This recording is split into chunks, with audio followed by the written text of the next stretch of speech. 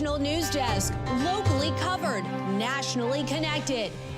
We need to see real engagement on the fentanyl issue, on the drug issue. That is fundamentally the underlying element of these tariffs. Tough Trump tariffs now in effect. The promise kept, where everyday Americans could feel it first. Time to make things right. The new plea from Ukraine's president to end the standoff with America. Plus, state of emergency across the Carolinas. The backyard burn now blamed for record destruction and mass evacuations. This is the National News Desk, America's News Now. Thank you for joining us. I'm Dee Dee Gatton. 90 million Americans as we come on the air under severe wind alerts in the Central Plains and up the Mississippi Valley. Another 15 million facing winter weather and or blizzard alerts as severe weather covers from the Gulf Coast to the Northeast, also hitting the Great Lakes states. But right now, a tornado watch is in effect as you look right here for parts of Louisiana and Mississippi, as many Mardi Gras Day festivities have been canceled due to the high winds and storm threats. This system will bring gusts of wind hitting 80 miles per hour, as well as isolated hail events of up to an inch in diameter. This alert is in effect until at least 7 p.m. Central Time. And take a look right here. You can see what this system did this morning as it passed through Louisville, Texas. These cars and trucks and a couple of structures severely damaged by very high winds. One warehouse in Louisville collapsed. No injuries were reported, thankfully. It is not believed to have been caused by a tornado. This weather event is a developing story that, of course, we will be following throughout the night. Stay with us as we give you the latest information both on air and online at thenationaldesk.com. Trade wars have begun as Canada, Mexico, and China are responding to new tariffs now in effect. Canada immediately enacted their own 25% tariffs on $155 billion of U.S. goods. Some of those began today, while others will take effect within the next 3 weeks. Prime Minister Justin Trudeau also threatened to take further actions if the tariffs don't go away. And should these tariffs not cease, we are in active and ongoing discussions with provinces and territories to pursue several non-tariff measures which will demonstrate that there are no winners in a trade war. China responded with new 15% tariffs on U.S. farm exports and expanded the number of American companies covered by their export control regulations. Mexico's President Claudia Sheinbaum said she will make an announcement by Sunday with their retaliatory position, although she says she hopes to de-escalate economic tensions before then. But while the trade wars rage on the international scale, Target is warning that consumer spending is declining and that all of this tariff uncertainty will impact profit this quarter. Target CEO also warned prices of fruits and veggies could go up this week due to the tariffs on Mexico. Target's sluggish results come after Walmart, America's largest retailer, recently warned 2025 would be a rocky year. President Trump is getting ready to address a joint session of Congress this evening. It comes on a day his new tariff policies have sent economic shockwaves across the Western Hemisphere, and we expect major news on a potential peace deal with Ukraine. National correspondent Acha El-Nashar reports from the Capitol.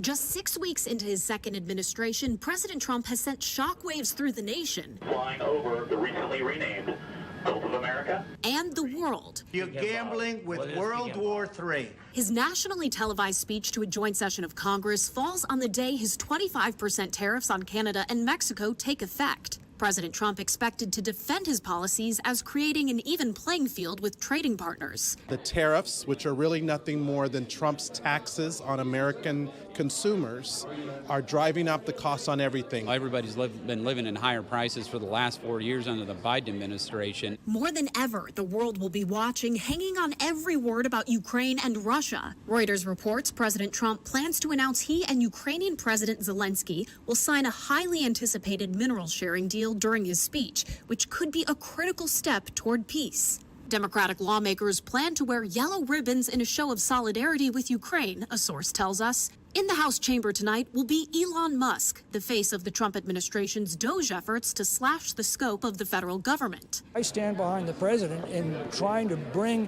a stop to this wasteful spending before it bankrupts our country. I hope that Elon is able to see some of the faces in the crowd tonight of the lives that they are taking part in destroying. Despite pushback even from some Republicans, the president expected to again double down on plans for federal layoffs. The president's signature issue of immigration certain to energize Republicans in attendance, who say he's already made good on campaign promises. As for his tone, President Trump says he'll tell it like it is. He's also going to be himself, which means he's going to poke a little fun. Now, as the minority party, Democrats so far have sort of struggled to rally around a cohesive opposition message. Now, each individual Democrat is making their own decision about whether or not they will attend the address this evening. But sources tell me House Minority Leader Hakeem Jeffries is instructing his caucus to not do anything this evening during the address that would give Republicans fuel for criticism. However, Didi, a few Democrats I spoke to this afternoon who plan to attend told me they are prepared to walk out mid-speech. Antra, speaking of Democrats, well, Michigan Congresswoman Alyssa Slotkin, she'll deliver the rebuttal speech immediately after the president's address. What should we expect there? Well, Alyssa Slotkin is uniquely positioned for this moment. She's a former CIA official, and she is from a swing state that is the auto capital of the world, of Michigan. So she is certainly going to talk about the dynamics of what the president is doing with Ukraine right now. She's going to argue, no doubt, that what he is doing is not making the United States safer, but certainly expect her to really focus on kitchen table issues, as politicians like to call it, and the economy, and talk about those tariffs and the tariffs that are likely on the way, especially when it comes to cars and how they're going to impact her state and other critical states around the world, and you know, just those bread and butter issues that people care about so much, the price of groceries and gas. Yep, all big points that we know that you will be watching for tonight as you cover the address. Live from Washington, D.C., Antra El-Nashar, thank you. Ukrainian President Volodymyr Zelenskyy says Ukraine is ready to sign the deal on the rare earth minerals and security with Washington, and it could happen as soon as tonight. In a message posted to X, Zelenskyy writes that the meeting did not go the way it was supposed to, calling it regrettable. He adds, quote, "My team and I stand ready to work under President Trump's strong leadership to get a peace that lasts." This comes as the White House announced a pause on military aid to Ukraine. Vice President J.D. Vance says all our options are open to lift that pause as long as the end goal is peace. We want the Ukrainians to have a sovereign and an independent country. We think the Ukrainian troops have fought very bravely, but we're at a point here where neither Europe nor the United States nor the Ukrainians can continue this war indefinitely. So it's important that everybody come to the table, and the president is trying to send a very explicit message. The Ukrainians have got to come to the table and start negotiating with President Trump. Turning to crime in America, police in Massachusetts are now searching for suspects after a series of fires at Tesla charging stations. At least 7 stations have been destroyed. The electric supply has been shut off. No injuries have been reported, but we do know last week a woman in Colorado was arrested for allegedly bringing explosives into a Tesla dealership. Here's a live look at downtown Nashville now, where a Middle Tennessee man, Alexander Thompson, is facing charges of terrorism and is accused of planting a bomb at a federal courthouse. Metro Police say he admits he had intent to follow through within the next 2 weeks. Thompson is being held on a $100,000 bond. Leaders of a transnational gang were arrested for one of the largest human smuggling operations in the U.S. 2 of the gang's ringleaders were arrested in Los Angeles, while another illegal migrant gang member was already behind bars for a car crash that killed 7 illegal migrants. Authorities say the men smuggled 20,000 illegal migrants from Guatemala into the U.S. over 5 years, charging as much as $18,000 a person. They held individuals smuggled hostage for months, threatened them and their family members with violence, and others, including children, were killed in a horrific car crash in Oklahoma in 2023. Investigators say migrants who could not pay up were held hostage in a stash house in L.A. Another gang member who authorities say threatened to kill a Homeland Security officer is still on the run. The Supreme Court heard arguments against firearm manufacturers from Mexico. At stake is a $10 billion lawsuit Mexico filed against top firearm manufacturers here in the U.S. that's accusing their business practices of having fueled cartel gun violence. The gun makers reject those claims. They appealed to the Supreme Court to overturn a ruling that let the lawsuit move forward, even though U.S. law largely shields gun makers from lawsuits. Depending how the court rules, it could also affect a narrow legal path that helped families of the mass shooting at Sandy Hook Elementary secure a $73 million settlement from the gun maker Remington. 11, 13, and 14-year-old students are hospitalized right now in New York after officials say they ate marijuana gummies at school. Police are trying to find out how they got them. As of right now, no charges have been filed. Twice last week, the University of Virginia Charlotte campus was placed on lockdown due to an unknown individual on the premises. In Florida, the state lawmakers have introduced a bill that would make it legal for a person to carry a gun on campus. The National News Desk, Al Peffley, is in West Palm Beach with more. I feel this would make students safer. Students could rely on themselves for protection as opposed to someone else. State Senator Randy Fine, a Republican from Melbourne Beach, says allowing faculty members and students to lawfully carry guns on college campuses and universities is an important step. Are college students mature enough to be trusted with guns on campus? 18-year-olds are considered adults in this country. If they are not mature enough to control guns, then maybe we should revisit whether they should vote. Senator Fine introduced this bill that would authorize persons to carry firearms on the property of any college or university in Florida. Here's what people need to understand.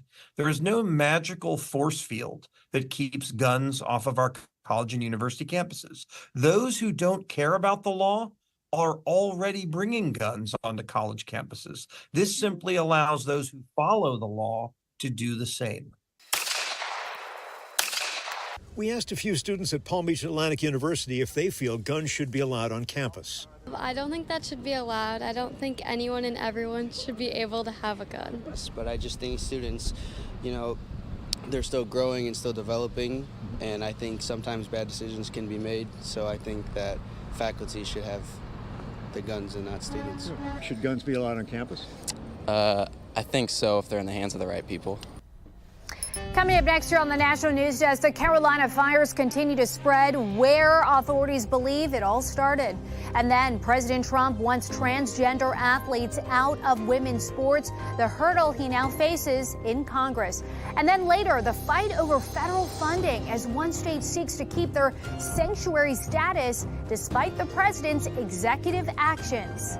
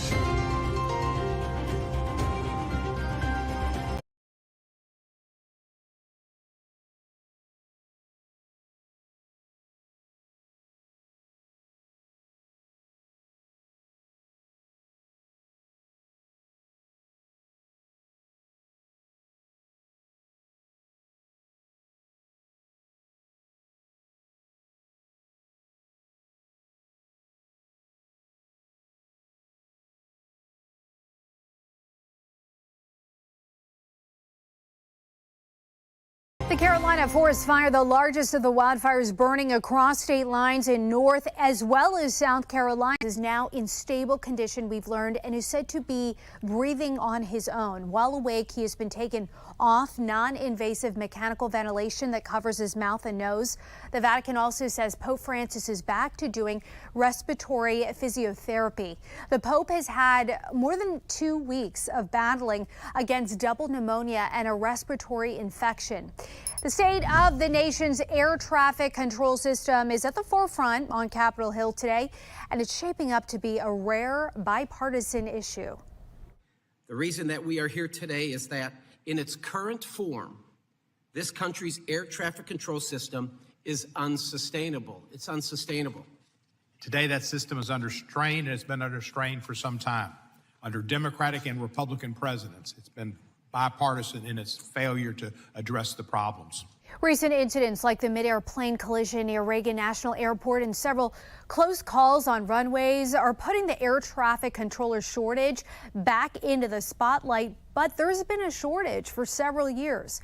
Transportation Secretary Sean Duffy recently announced an effort to supercharge the hiring by shortening the process and increasing starting salaries. But upcoming budget talks could disrupt plans for new hires. We are concerned that these staffing and training advances could be disrupted by a government shutdown later this month. The political fight over allowing transgender athletes to play in women's sports continues on Capitol Hill, with Democrats blocking Republicans' latest effort to pass a bill on the issue through Congress. Here's national correspondent Kayla Gaskins.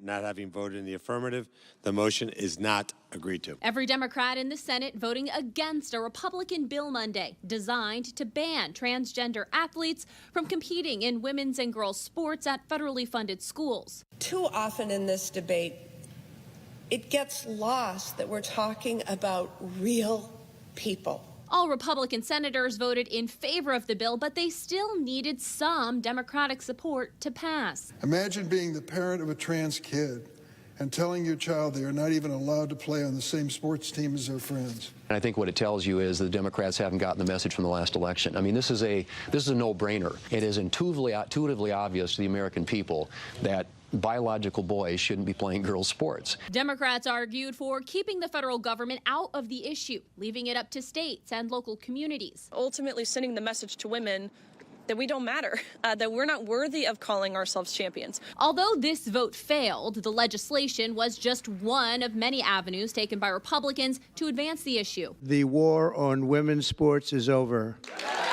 President Donald Trump signing an executive order last month directing the Department of Education to inform school systems allowing transgender athletes to compete in female sports they're in violation of Title IX. My administration will not stand by and watch men beat and batter female athletes. One such athlete is Peyton McNabb, a former high school volleyball player who suffered a traumatic brain injury when a transgender athlete on the opposing team spiked the ball, hitting her directly in the face. My situation was 100% avoidable and should have never happened. It was a horrible thing, but so much good has come out of it. McNabb joining First Lady Melania Trump as a special guest during the president's first major speech in front of a joint Congress Tuesday evening. Trump's executive order doesn't have the longevity of a law passed by Congress because it can simply be thrown out in 4 years by the next president should they disagree with it. In Washington, I'm Kayla Gaskins reporting for the National News Desk, America's News Now. Ansar Allah, also known as the Houthis, have been officially redesignated by the Trump administration as a terrorist organization. The Biden administration revoked that designation 1 month into office in 2021 and did not adjust their official policy against them, despite the Houthis' attacks on maritime ships in the Red Sea over the last year and a half. Blood banks are in dire need for all types of blood, but there is part of your blood that is much needed right now that can save lives. Medical reporter Liz Bonas tells us why platelets are like liquid gold. Hey there, hello to you. Platelets are tiny cells in your blood that form clots and help you stop bleeding. But they are also used when you donate them for those living with potentially life-threatening illnesses. Those illnesses include cancer, traumatic injuries, and bleeding disorders, All conditions those who manage our blood and platelet donations say that have a need that never stops. The good news? You can donate platelets actually every 2 weeks. Platelets are donated in most of the same donor sites where you donate blood. It does take a little longer because the platelets are separated from your red cells, and those are given back to you with the help of a machine like this one used when you donate. So I did my first platelet a couple weeks ago. Platelets a little harder because it's an hour and a half to 2 hours. I did great, you know. The recent fires in North Carolina, so soon after flooding, and the winter weather hitting much of the country, as well as a harsh cold and flu season, have all led to a drop in both blood and platelet donors nationwide. Ohio's Hawksworth Blood Center's Ashley Smith says platelets also have a shorter shelf life than whole blood, so they turn them over to patients who need them quickly. Platelets they're kind of gold. They are really precious. They're a precious kind of commodity. A commodity like our blood supply that can only be donated by people willing to save lives. Cancer patients, again, organ transplant, all sorts of things need blood. Now, generally, to donate platelets, the requirements are similar to blood donation. You need to be at least 17 years old or 16 with a parent's permission. You need to weigh at least 110 pounds and be in good health. With your health news, I'm Liz Bonus reporting. Coming up next, your anti-Semitic actions, outrage in a California community after a billboard supporting Israel's fight against radical Islamic terrorists was vandalized.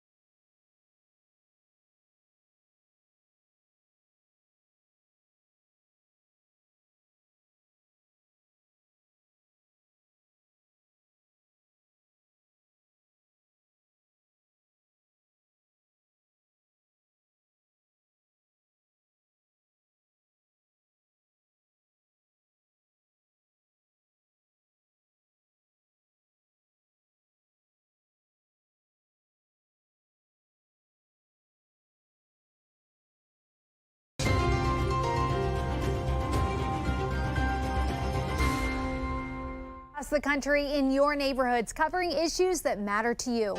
From outrage after a pro-Israel billboard was vandalized in California to plans to withhold federal aid from a Washington state city, we're taking the pulse of America.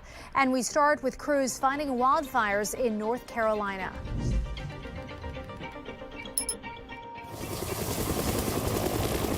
North Carolina Forest Service helicopters every few minutes rotate down to a private lake outside Saluda, where the owner's given her blessing for pilots to fill up buckets, to haul off and drop on fiery ridges across Warrior Mountain. J.P. Palmer's been watching from his property 3 days. Every 2 to 3 minutes, they're cycling in. They're not the only ones. On the first day, there were Chinook helicopters coming in, and you know how big a Chinook helicopter is. The power of the birds holding them about 30 feet above the water as the pilot maneuvers the bucket and lifts it up and takes off. Rinse and repeat. Well, it's hard to breathe out here. We're just really glad to hear these helicopters and these airplanes out here knowing they're trying to contain this fire. We were really scared that it was coming over. Last month, on February 4th, Highway 101 in Arcata had a billboard by the organization Code Blue and White stating, "Call me a Zionist, it only makes me prouder." Just a few days later, it was torn down and destroyed. Last week, the organization decided to put up another billboard. Israel, the eternal Jewish nation, fighting terrorism, seeking peace. It's not one replacing another one. It's like maybe to clarify what the first billboard was not saying. Although both billboards were up for a short period of time, they caused a lot of controversy in Humboldt County. We represent a lot of demographics of the community, and we know that they all have a voice that needs to be heard. And we're trying very hard to. Seattle is now joining other major U.S. cities in the fight over federal funding as the Trump administration promises to withhold money from local governments that do not cooperate with immigration enforcement. They seem to be specifically looking at jurisdictions that have laws like ours. City Attorney Ann Davison says it's not clear when, if, or how much money Seattle could lose if the Trump administration follows through with its promise. Washington GOP Chair Jim Walsh supports the Trump administration's efforts to push cities like Seattle to assist ICE. That doesn't mean that the local agencies have to do the feds' job for the feds, but there should be cooperation between. It's not inappropriate that the federal government say, look, if you're not going to honor our detainers, we're not going to honor financial support to you. Coming up, from Olympic medalists to fictional soccer fans, the inspiration for the newest select Barbie dolls.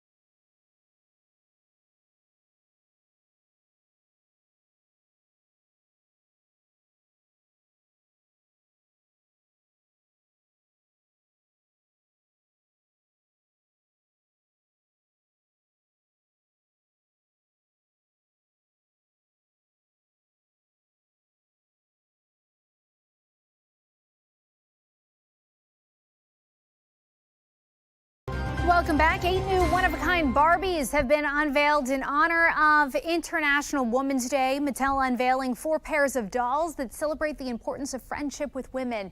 The dolls feature U.S. Olympic gold gymnast Jordan Chiles and Jade Carey, British actors and friends Hannah Waddington and Juno Temple, as well as former Australian professional tennis champions. The dolls were created for each woman and are not for sale.